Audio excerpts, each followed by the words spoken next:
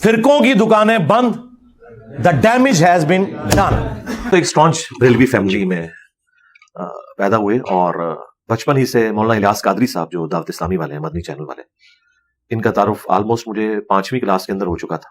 پہلی دفعہ وہ کھاریاں آئے تھے تو والد صاحب کے ساتھ ہم گئے تھے, اور پھر جب شعور کی عمر کو پہنچے آلموسٹ میٹرک لائف کے اندر, تو دعوت اسلامی کے اجتماعات میں جانا شروع کر دیا. اور اس کے بعد ایف ایس سی کی, تو اس دوران بھی آنا جانا تھا. پھر یونیورسٹی میں جا کے تھوڑا اوپن ماحول تھا تو ہمیں ایک یہ ماحول بھی اویلیبل ہو گیا, اور ویسے بھی ماں باپ سے دور تھے.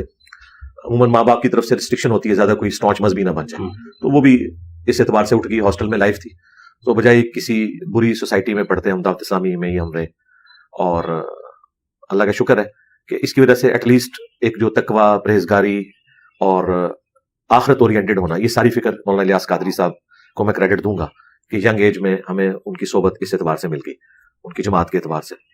پھر ڈگری کر کے جون 2000 میں فارغ ہوا میکینیکل انجینئرنگ, اور اس کے بعد آلموسٹ 1.5 سال تو میں گھر رہا, اور پیرلل میں نے مختلف جگہ جابس کے لیے اپلائی کیا.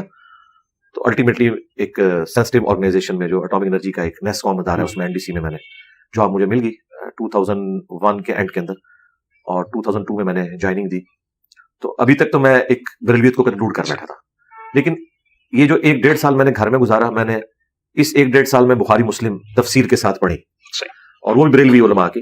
غلام سول رضوی صاحب فیصل آباد میں بہت بڑے عالم دین تھے, فوت ہو چکے ہیں. انہوں نے آلموسٹ کوئی 11 جلدوں میں شرح صحیح بخاری لکھی, اور شرح صحیح مسلم 7 جلدوں میں. غلام سول سعیدی صاحب کراچی میں بہت بڑے ایک عالم دین تھے, ان سے تو میری ملاقات بھی ہے. وہ میں نے پڑھی تو آہستہ آہستہ میرا ذہن کھلا. اس دوران دعوت اسلامی میں ایک کوئی آپس کا اختلاف ہوا, جس کی وجہ سے پھر دعوت اسلامی سے ہم ہٹ گئے. وہ کوئی مذہبی اختلاف نہیں تھا, یعنی ایک مینیجریل. اس کی وجہ سے پھر اتنے متنفر ہوئے کہ ہم نے چونکہ ایک آئیڈیلائز کیا ہوا تھا مولانا الیاس قادری صاحب کو, وہ پھر چیز ٹوٹ گئی.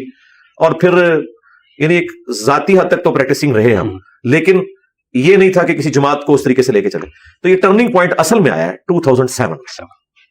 آفس کی طرف سے مجھے لیپ ٹاپ ملا, تو میں شام کے وقت میں اس میں قرآن پاک کا ترجمہ آڈیو میں لگا کے سنتا تھا.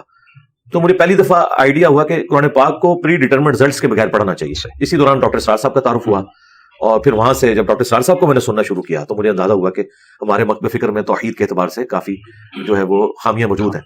اور اسی کی وجہ سے میں دیوبندیت کی طرف گیا, تبلیغی جماعت کی طرف سے, کیونکہ میرے دماغ میں تھا شاید ڈاکٹر اسرار صاحب دیوبندیت کو پروموٹ کرتے ہیں. وہ تو جب میری ان سے ملاقات ہوئی تو مجھے آئیڈیا ہوا کہ وہ تو دیوبند اور اہل حدیث کے درمیان میں تھے, اور اہل حدیث کو کمپیریٹیولی بہتر سمجھتے تھے. اس اعتبار سے نماز وہ رفریدین سے پڑھتے تھے, اور کبھی کبھار چھوڑ بھی دیتے تھے, لیکن بہرحال اس کو بہتر سمجھتے تھے, جو انہوں نے مجھے بتایا. 2008 کے اندر پھر میں نے باقی احادیث کی کتابیں پڑھی. اسی دوران 2007 میں نے حج کر لیا تھا. 2007 میں رائمنڈ اجتماع میں بھی گیا, اور جب میں واپس آیا فروری 2008 میں, تو پھر چونکہ میں سعودیہ کا بھی پورا ماحول دیکھ چکا تھا, پھر مجھے آئیڈیا ہوا کہ ہمیں تحقیق کے اعتبار سے اسٹاپ نہیں لگانا چاہیے. پھر میں اہل حدیث کے تھوڑا قریب ہوا. شیخ زبیلی زئی صاحب سے میری ملاقات ہوئی 28 مئی یوم تکبیر 2008 کو, ایگزیکٹ 10 ایئرس کے بعد. 1998 میں ہوئے تھے یہ 2008. اور پھر اہل حدیث میں مجھے کچھ ریزرویشنز تھیں, وہ شیخ زبیلی زئی صاحب رحمہ اللہ تو ان چیزوں کو ایکسیپٹ کرتے تھے کہ یہ خامی ہے. دعوت و تبلیغ کا کام میں نے 2009 کے سٹارٹ میں کیا. تبلیغی جماعت میں نہیں, تبلیغی جماعت میں نہیں, اپنے پلیٹ فارم سے گھر میں ایک دوست احباب جو قریبی تھے ان کو درس دینا شروع کیا.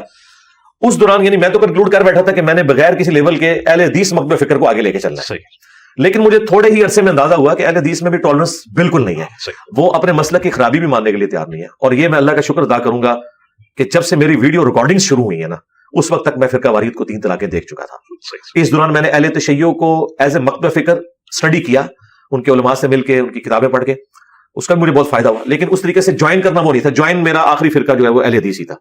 اور اس کے بعد مجھے پتا چل گیا کہ یہاں پہ بھی خرابی ہے, اور جب ریکارڈنگ شروع کیا میں فرقہ واریت کو چھوڑ بیٹھا تھا. اس لیے مجھے کوئی پرانی ویڈیو اس اعتبار سے نہیں دکھا سکتا کہ آپ فلاں فرقے کی طرف بلاتے تھے.